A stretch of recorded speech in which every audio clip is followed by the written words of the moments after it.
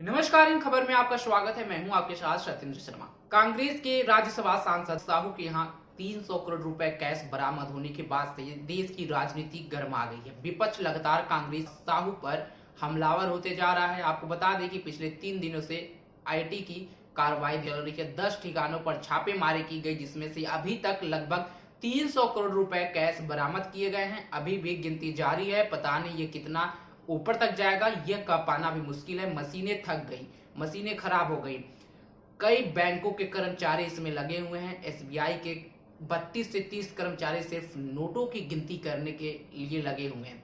अब इसको लेकर के बीजेपी की तरफ से मोर्चा संभाला है अनुराग ठाकुर ने। अनुराग ठाकुर ने कांग्रेस पर बड़ा हमला बोलते हुए कहा है कि कांग्रेस भ्रष्टाचार की जन्मस्थली है।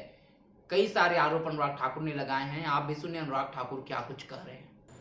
कांग्रेस के सांसद पर जो छापे पड़े, अगर आप देखिए उनके और उनके नज़दीकियों के पास 220 करोड़ से ज़्यादा का धन, नोटों की गड्डियाँ 9 अलमारियों से लेकर कई कमरों तक भरी पड़ी मिली हैं। मशीनें हाफ गई, मशीनें गर्म हो गई। 32 बैंक के अधिकारी भी कम पड़ गए, लेकिन नोटों की गड्डियाँ ख़त्म नहीं हुई। ये कांग्रेस के एक भ्रष्ट एमपी से इतना पैसा मिला है। और कांग्रेस तो भ्रष्टाचार की जननी है। नेहरू जी के समय से लेकर राजीव जी, इंदिरा जी और फिर सोनिया जी और राहुल जी तक कांग्रेस के भ्रष्टाचार की चर्चा देश और दुनिया में है।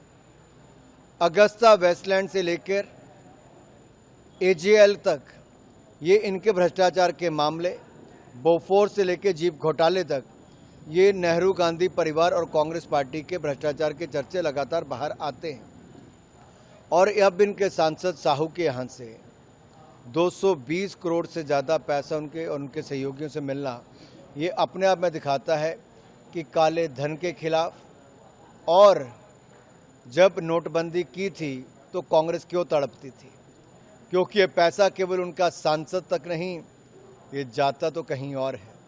और इसलिए शायद राहुल गांधी जी और सोनिया गांधी जी की चुप्पी टूटती नहीं है।